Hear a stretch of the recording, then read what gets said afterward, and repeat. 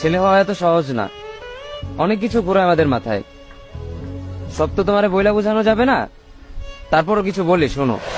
আমরা ছেলেরা বউর সামনে মার সাথে ভালো করে কথা বললে মার আঁচলে থাকা সন্তান, আবার মার সামনে বউর সাথে ভালো করে কথা বললে বউর গোলাম। নিজের ছেলে মেয়েদের যদি মারি আমাদের দয়া মায়া নাই, আর ওই ছেলে মেয়েদের যদি কিছু না বলি আশকারা দিতেছি।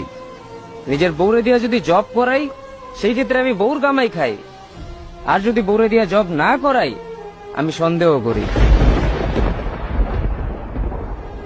সারাদিন ঘরের বাইরে থাকলে আমরা ভাদাইম্মা, আর যদি ঘরের ভিতরে থাকি তাহলে বেকার, কাজ কাম নাই। আর এই তোমাদের মেয়েদের গায়ে যদি আমরা ভুলেও টাচ করি না আমরা নির্যাতক, আর যদি তোমরা মেয়েরা আমাদের গায়ে হাত তুলো আমরা কাপুরুষ।